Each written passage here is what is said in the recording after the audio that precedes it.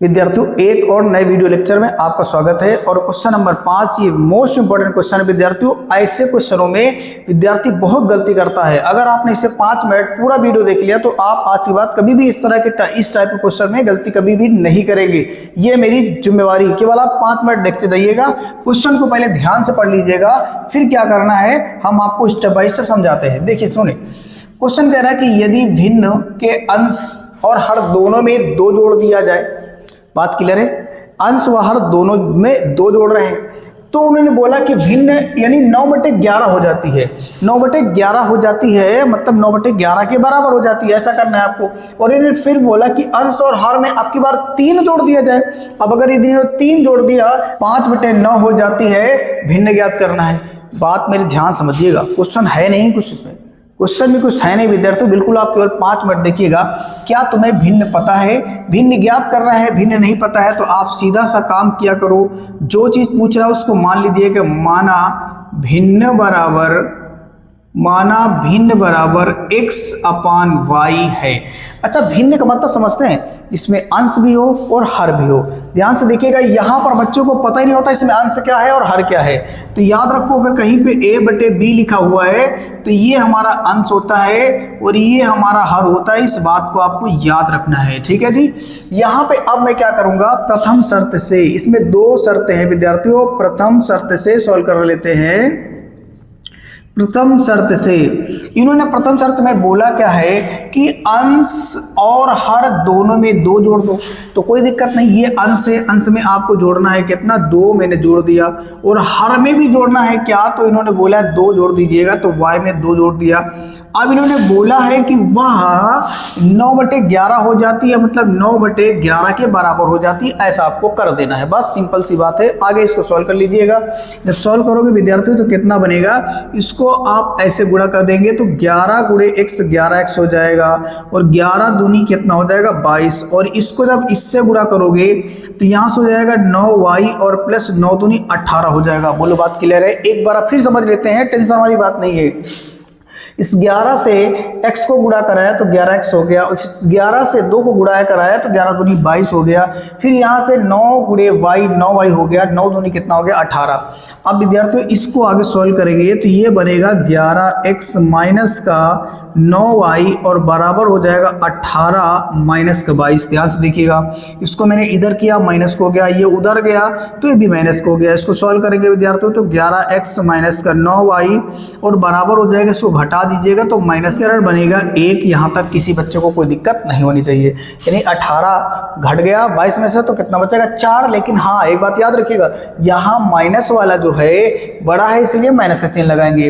अब द्वितीय शर्त में क्या कह रहा है विद्यार्थियों, ध्यान से देखते हैं। द्वितीय शर्त को सॉल्व करते हैं। द्वितीय शर्त से, अब द्वितीय शर्त में बोला क्या विद्यार्थियों, ध्यान से देखिएगा। इन्होंने बोला कि अंश और हर दोनों में 3 जोड़ देते हैं। तो क्या दिक्कत है, जोड़ देते। 3 जोड़ने पर भिन्न कितनी हो जाती है, 5/6 हो जाती है। 5/6 के बराबर कर दो, कोई दिक्कत नहीं। अब इसको सॉल्व करते हैं, ध्यान से देखिएगा। अब मैंने क्या किया, भिन्न तो मेरे पास यही है ना, सारा काम इसी में करेंगे। अभी इसमें कितना जोड़ दीजिएगा, x + 3 हो जाएगा और y + 3 हो जाएगा और बराबर कितना हो जाएगा 5/6 के हो जाएगा। यहाँ तक कोई दिक्कत नहीं होनी चाहिए, बस आसान है, कर लिया। अभी देखो इसको इससे गुणा कर दो तो कितना हो जाएगा, ये 6x हो जाएगा और ये क्षेत्र कितना हो जाएगा 18 हो जाएगा। इसको जब इससे गुणा करोगे तो 5y होगा और प्लस हो जाएगा विद्यार्थियों 15। एक बार आप फिर समझते हैं, 6 × x 6x हो जाएगा, 6 × 3 18 हो जाएगा, यहाँ से हो जाएगा 5 × y 5y हो जाएगा और 5 × 3 कितना हो जाएगा 15। इसको और आगे सॉल्व कर लेते हैं तो ये हो जाएगा 6x माइनस 5y और बराबर हो जाएगा 15 और ये माइनस हो जाएगा 18 विद्यार्थियों। जब मैं इसे सॉल्व करूंगा तो कितना बनेगा, मैं ऊपर लिख देता हूं, ध्यान से देखिएगा। यानी ये आ जाएगा आपका 6x माइनस का 5y और बराबर आएगा माइनस का 3। ये हो गया समीकरण 2। बोलो बात क्लियर है? यानी 18 में से 15 घट गया तो 3 बचेगा, लेकिन चिन्ह माइनस का लगेगा क्योंकि माइनस वाली संख्या बड़ी है। चलिए आगे देखते हैं। अब समीकरण 1 को सॉल्व करते हैं विद्यार्थियों। ये हमारी प्रतिस्थापन विधि चल ही रही है तो कैसे करेंगे, ध्यान से देखिए।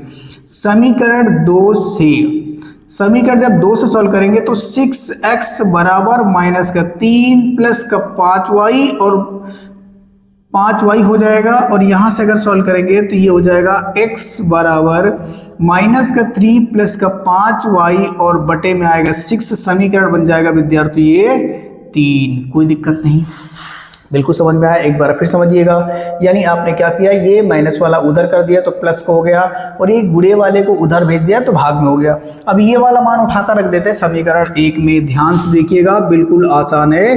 समीकरण 1 में x का मान रखने पर, जब आप x का मान रखोगे तो समीकरण 1 देख लीजिएगा।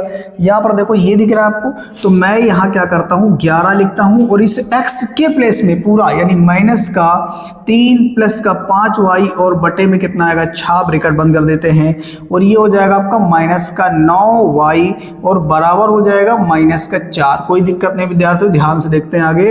ये हो जाएगा 11 तहीं 33 हो जाएगा, और ये हो जाएगा 11 25 55 हो जाएगा, वो भी किसका, प्लस का।